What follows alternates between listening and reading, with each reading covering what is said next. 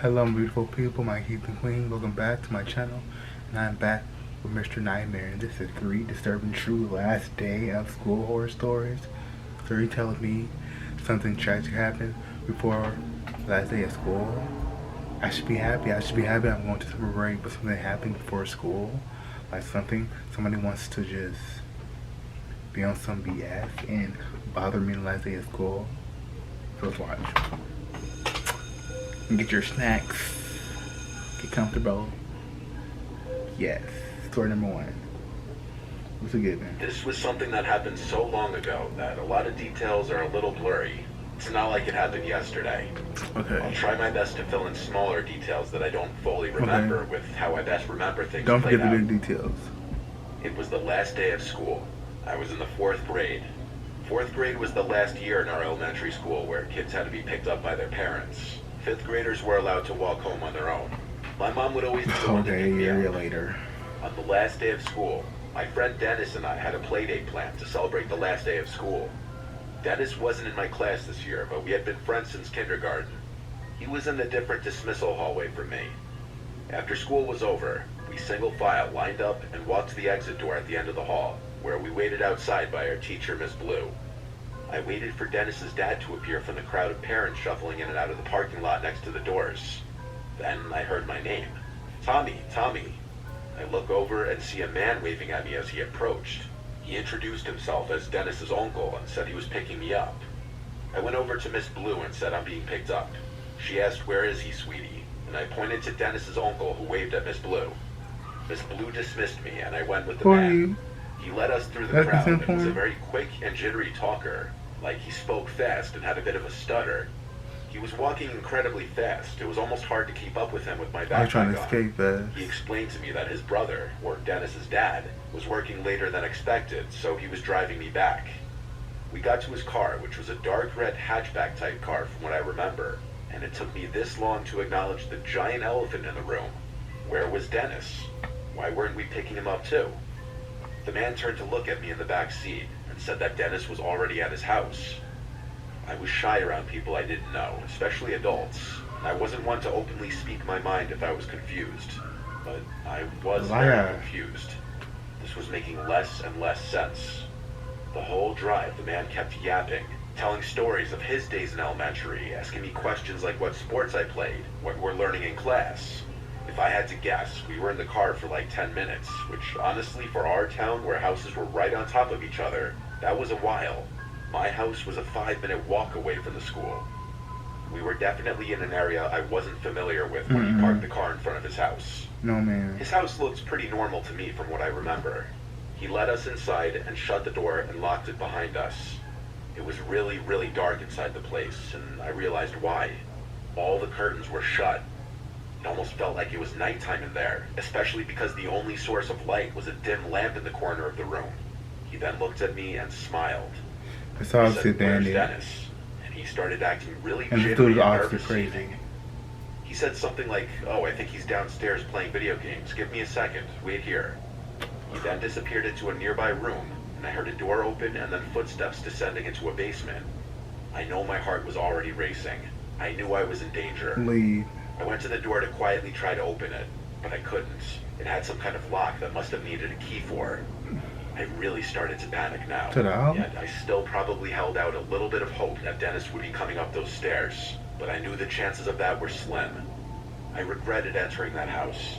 I did the only thing I could think to do. Scream. I went to the kitchen and found a phone hung on the wall. I picked it off the receiver and dialed 911. The first thing I said when they answered was in a whisper, "Please come to this house. I've been kidnapped." Okay, They heard me, they acknowledged me, but I didn't say another word. I hid the phone under a towel in the corner of the room with 911 still on the line. I hurried back to where the man left me as I already heard his footsteps coming back upstairs. Then he called my name, saying, "Come down, Dennis is down here." Then there was a pause. He repeated my name, and when I didn't answer, he came up the stairs slowly to look at me. He asked me if I was okay. I felt so sick, and I was so scared.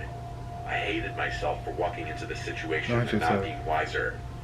I asked in a very scared voice if I could leave, and I remember the change in his face.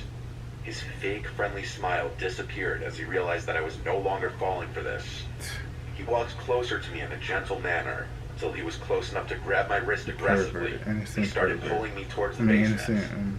I screamed and cried, and he screamed at me, "I'll let you go if you stop and behave." So I listened. I went down the stairs, and halfway down, the door slammed shut behind me, and I heard it lock. I walked fully down the stairs to this empty, unfinished basement with a concrete floor and one singular support beam in the middle of the room. There was a depressing yellow glow in the room from one exposed light bulb hanging on the ceiling.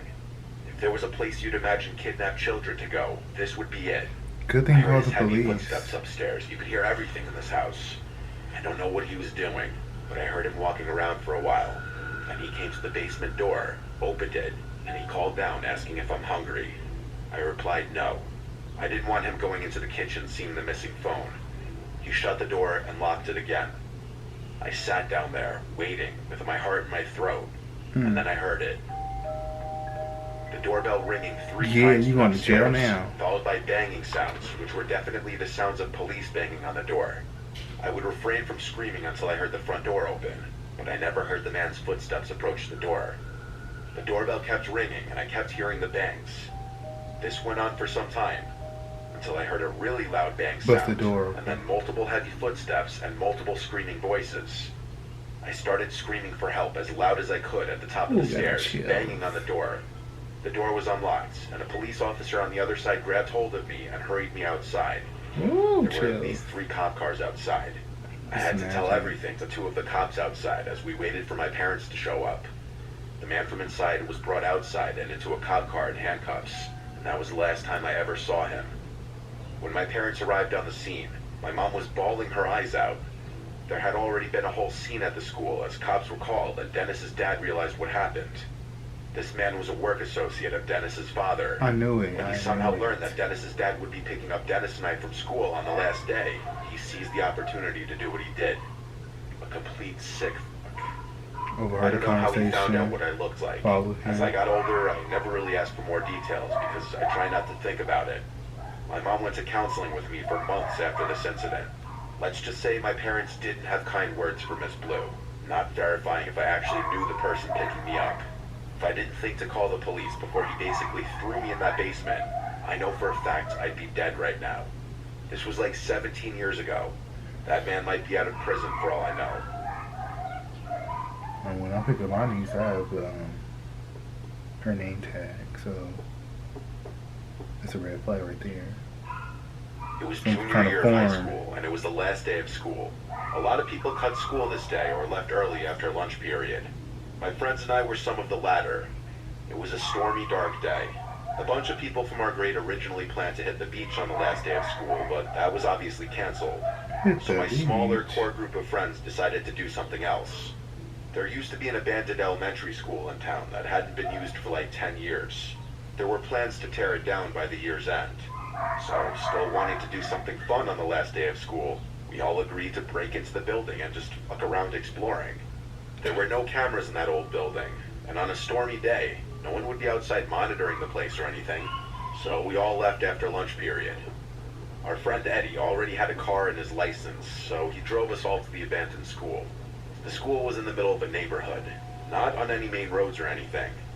There was a back parking lot covered by overgrown bushes and trees on one side, and the walls of the school on 2 other sides. It was a perfect spot to park and go unnoticed. The place wasn't boarded up or anything, it was just locked up. Eddie had a baseball bat in his trunk that he took out to smash one of the windows of the school. I was honestly so nervous that even through the pouring rain, one of the houses over the fence would hear the smashing sound. We all watched and nervously laughed as Eddie swung the bat into the window in front of the car. I bet you somebody After lived a in few there. good swings, smashing it.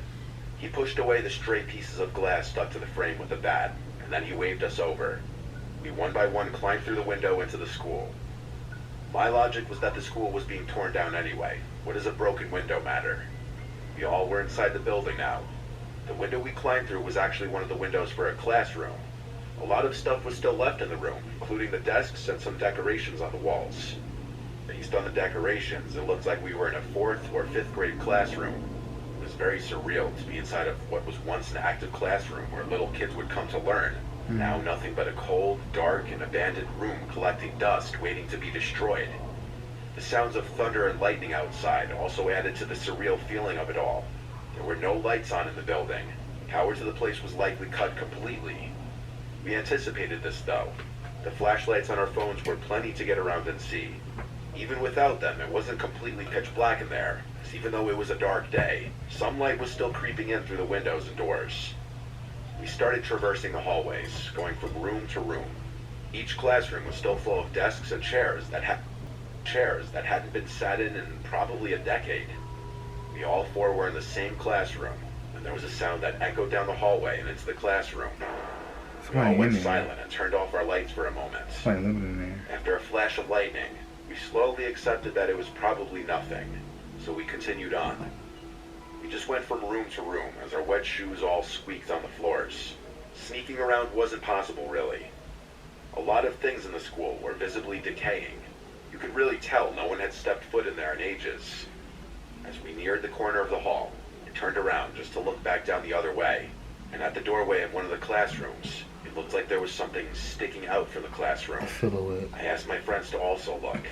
Their lights would maybe help see what it was. When all four of us were pointing our phone flashlights toward the door, whatever that thing we were seeing was retracted into the classroom. All four of us quietly went, "Oh shit," amongst ourselves, and we started running down the intersecting hallway. We stopped when we were far enough away. It seemed we were in the kindergarten wing now. Then we heard another sound echo from down the hallway. It seemed we weren't alone. But who could be in here was the question. The place was locked up and every light in the building was off. The sound scared us into going into the first classroom we could find and shutting the door. It was indeed a kindergarten classroom. We were now concerned we'd get in trouble, so we waited in silence with our flashlights off. The rain was still coming down hard, and there was still thunder and lightning crashing every 20 seconds or so. Suddenly the door to the classroom clicked open, and someone pushed it as it eerily creaked to a fully open position. We didn't see anyone at the doorway though. The hallway was almost pitch black. We all tried our best to stay quiet. Then, slowly, something appeared through the doorway. It was the shape of a head. We all saw it. When there was another flash of lightning, we saw what it was. It was in fact someone's head, looking into the classroom directly at us. I started apologizing for all of us, saying we're leaving. The person at the doorway didn't move. They motionlessly and almost lifelessly just peered around the doorway in the classroom. Eddie asked, "Do you work here?" No response. Eddie had this moment clearly. He handed me the bat as he struggled to unlock one of the windows to slide it open just enough to crawl through. He crawled out first, then my other two friends, and I was last. Before I crawled out, I looked back one more time at the head at the doorway. I crawled through as quickly as I could, fearing I'd hear the person run up behind me and grab my legs. Once I was out, I ran to catch up with my friends who were already booking it back to Eddie's car. We drove out of there in a hurry and never looked back. I mean, Eddie has a whole bat, so... The building was torn down later that year and has since been turned into a park. We never got in trouble for breaking in. To this day, we have no idea if that was some kind of worker or just some random person. Either way, it was extremely creepy behavior on their part. A random person, no worker would just be sitting there and you ask them questions.